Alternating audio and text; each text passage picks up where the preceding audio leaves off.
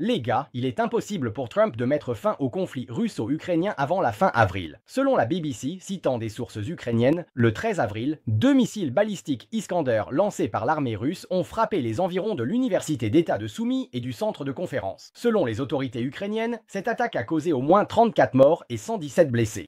20 bâtiments endommagés, entraînant des pertes. Ensuite, Zelensky a appelé les autres pays de réagir. Il a déclaré que les négociations n'arrêtent pas les missiles balistiques. Voici la carte des bâtiments visés. Pourquoi la Russie a-t-elle attaqué? D'après les véhicules endommagés et les témoignages civils, des internautes ont supposé que la cible était la cérémonie de remise de prix de la 117e brigade ukrainienne. Par la suite, ce point a été confirmé par les autorités ukrainiennes. Artem Semenichin, le maire de Konotop dans la région de Soumy, a critiqué sur ses réseaux sociaux que le gouverneur de la région de Soumy, Volodymyr Artyuk, a organisé une cérémonie de remise de prix pour la brigade VD 117 dans un quartier défavorisé du centre-ville, ce qui présentait un risque. Le chef de l'administration militaire de la région de Soumy et le chef du bureau de sécurité de la région devraient démissionner. Le 14, le ministère russe de la Défense a annoncé que l'armée russe avait lancé la veille 2 missiles Iskander-M sur le lieu où se trouvaient les commandants du groupe tactique de la bataille de Siversk de l'armée ukrainienne qui tenaient en une réunion à Soumy. Concernant cette attaque, l'opinion publique s'intéresse particulièrement à l'avis de Trump, se demandant s'il fixera un ultimatum de cessez-le-feu à Poutine, et Trump n'a pas déçu. Lors d'une interview, Trump a dit qu'au lieu de dire que l'attaque de la Russie contre l'Ukraine était une erreur, il vaudrait mieux dire que l'erreur était de laisser la guerre se produire. Si Biden avait la capacité, si Zelensky avait la capacité, il s'est tourné vers le président du Salvador, Bukele, en disant que nous avions eu une négociation difficile avec ce type. Il ne faisait que demander toujours plus, cette guerre n'aurait jamais dû se produire. Sous sa version 1.0 de la présidence, Poutine n'en avait jamais parlé. Pourquoi me répondre? Dès que l'élection a été manipulée, la guerre a commencé, c'est la guerre de Biden, et il ne fait que s'efforcer d'arrêter la guerre. Ensuite, Trump a de nouveau dirigé ses critiques vers Zelensky, l'accusant d'avoir provoqué la guerre et d'être responsable des morts causées par le conflit. Lorsqu'on lui a demandé au sujet de la demande de Zelensky d'acheter plus de missiles Patriot, Trump a répondu qu'il veut toujours acheter des missiles. Écoutez, quand vous commencez une guerre, vous devez savoir si vous pouvez la gagner. Vous ne devriez pas déclarer la guerre à un pays 20 fois plus puissant que vous, puis espérer que quelqu'un vous fournisse des missiles. Tout le monde sait que depuis que les États-Unis ont commencé à interagir avec la Russie, les relations entre Trump et Zelensky ont été tantôt tendues, tantôt plus tendues. Il y a quelques jours, une délégation ukrainienne a visité les États-Unis pour négocier un accord sur les minerais. Mais selon plusieurs médias, en raison de l'insistance des États-Unis à exiger que l'Ukraine investisse la moitié des revenus des futurs projets de ressources naturelles et des infrastructures liées aux ports et aux pipelines énergétiques dans un fonds d'investissement contrôlé par les États-Unis et à maintenir le droit de priorité sur les investissements futurs dans les ressources naturelles et les infrastructures de l'Ukraine.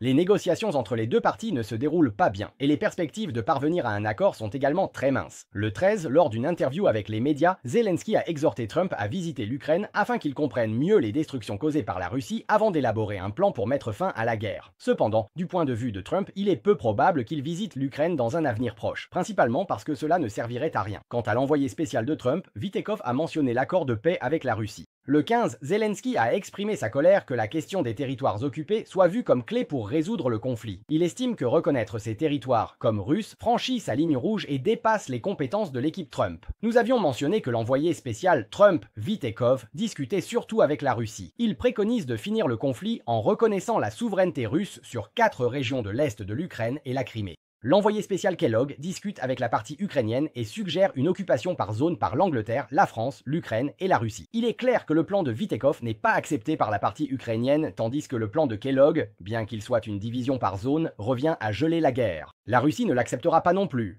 En clair, celui qui a l'initiative sur le champ de bataille a son mot à dire.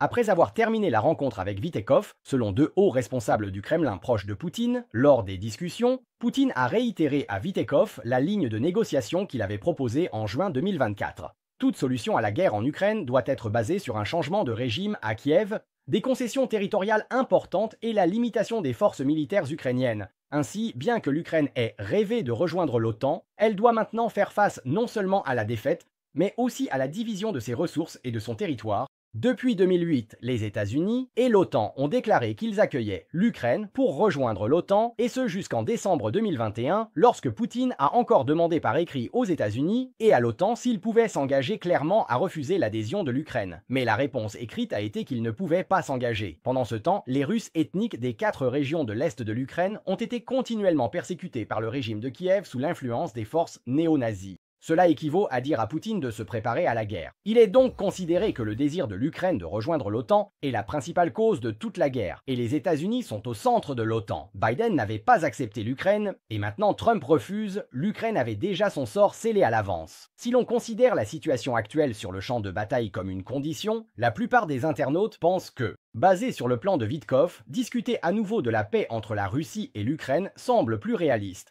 Après tout, Zelensky est à court d'options. Ceux qui ont quitté sont rares, et Biden, qui a soutenu la rupture de l'accord de Minsk et provoqué le conflit frontalier, est parti. En mars 2022, Johnson, qui avait ramené l'Ukraine sur le champ de bataille alors qu'un accord de paix était sur le point d'être conclu, s'est également retiré. Zelensky peut encore être là grâce à la protection de plusieurs parties. Quelqu'un doit bien porter le chapeau. La guerre est une lutte élargie, un acte de violence visant à contraindre l'ennemi à se soumettre à notre volonté. Tant que les deux parties ne montrent pas la volonté de parvenir à la paix, la victoire ou la défaite sur le champ de bataille est le seul préalable pour influencer la perception de chacun.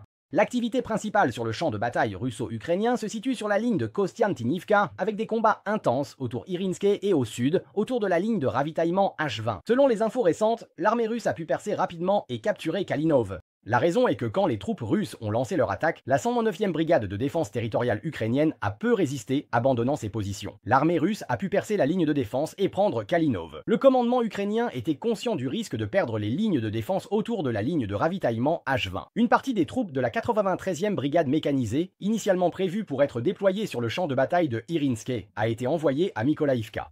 Le 14 avril à l'aube, le 1er bataillon de la 93e brigade, arrivé sur la ligne de front, a attaqué Kalinov. Le 242e régiment motorisé de la 20e division russe a affronté l'ennemi et une violente bataille a éclaté au nord du village de Kalinov. Simultanément, les renforts de la 93e brigade, le long de la H20, a croisé les unités du 68e régiment de chars de la 150e division russe avançant vers le nord. À cause de l'attaque soudaine, les champs de mines et les fortifications temporaires ukrainiennes n'étaient pas encore achevés et ont été percés, permettant à l'armée russe d'étendre son contrôle sur une vaste zone en direction de la H20. Ils ont pris le contrôle de la partie de Valentinivka. Les forces ukrainiennes qui y étaient stationnées ont dû se retirer au nord, vers Soukhobalkivka. Soukhobalkivka est stratégique, en aval d'un affluent de la rivière Toretsk. L'importance réside que c'est le dernier bastion des forces ukrainiennes dans cette direction. Les forces russes auront l'opportunité de remonter vers le nord le long de la H20, reprenant une vaste zone de territoire à l'est et encerclant Shelbinivka depuis le sud-ouest en direction de Zaporizhzhia. Après avoir pris Shelbaki et Novandrivka, les forces russes ont ralenti vers Kuban et une offensive au sud de Kamensk. Il n'est pas exclu qu'une attaque majeure contre Kamensk soit la prochaine étape. Selon le rapport, les forces russes ont lancé une grande offensive blindée sur plusieurs axes principaux du front est de l'Ukraine, au sud-ouest du village de Krasnoarmeïsk à Novopavlivka. Selon les renseignements ukrainiens, afin d'empêcher les forces russes de continuer leur avancée vers le Dniepr, le commandement général ukrainien a redéployé environ 5 brigades d'autres lignes de front pour stationner à Novopavlivka.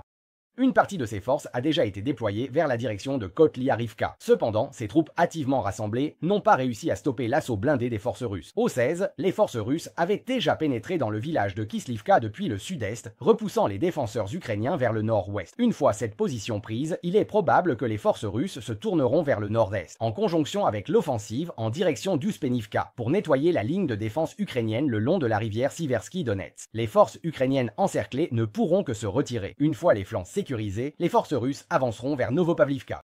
Au sud-ouest du village de Krasnaya, le 15 avril, les forces russes ont utilisé des roquettes pour bombarder massivement les bâtiments de la ville. On suppose que cette action visait à neutraliser les unités de drones ukrainiennes, limitant ainsi leur capacité à contre-attaquer Shevchenko. En effet, bien que l'opération spéciale menée par les forces ukrainiennes contre Shevchenko ait échoué, le commandement ukrainien est bien conscient de l'importance de Shevchenko. Sans prendre ce point, les offensives dans d'autres directions ne pourront pas exercer de pression sur cette avancée russe. Ils ne peuvent pas couper la ligne de ravitaillement de Koteln au nord. La menace russe sur Krasnaya persiste. Cette fois, pour percer les défenses russes, les forces ukrainiennes ont maintenu leurs opérations spéciales offensives et renforcé leur attaque avec le régiment d'assaut Skala comme noyau, établissant un nouveau mode de combat axé sur l'assaut mécanisé, soutenu par des opérations spéciales. Auparavant, le 425e régiment d'assaut Skala était organisé au niveau du bataillon. Grâce à sa bravoure, il a été promu régiment après avoir renforcé ses effectifs et ajouté des équipements mécanisés et de l'artillerie. Voici Léopard 1A5, char de combat principal intégré au régiment. Le 15 avril à l'aube, le régiment d'assaut Skala a attaqué Shevchenko depuis 2 directions. Comme prévu, la charge des forces blindées a réprimé le feu frontal des Russes, couvrant l'infiltration des forces spéciales à l'arrière de l'échelon dans le village. Et pour coordonner l'attaque dans la direction de Shevchenko, une unité du 425e régiment a également lancé une attaque sur Pischchen, dispersant l'intensité de la défense russe. Face à cette attaque violente, la 24e brigade des opérations spéciales de la garde russe et la 40e brigade d'infanterie navale ont dû combattre tout en se retirant. Après des combats, les forces ukrainiennes ont percé les lignes russes au nord de Shevchenko. Selon une vidéo publiée par le 425e régiment ukrainien, les soldats ukrainiens ont infiltré le village et des combats rapprochés acharnés ont éclaté à Pischene. Par la suite, les forces russes ont envoyé des renforts. À la date du 16 avril, les combats entre les deux parties continuaient. Malgré de lourdes pertes, l'offensive ukrainienne n'a pas faibli avec les renforts russes. Au contraire, ils renforcent aussi à Pischene et Shevchenko. Le résultat de cette bataille au corps à corps reste incertain. Voilà, c'est la fin de cet épisode. Nous assistons ensemble à des changements sans précédent depuis un siècle. Merci à tous pour vos likes et votre soutien. À la prochaine fois.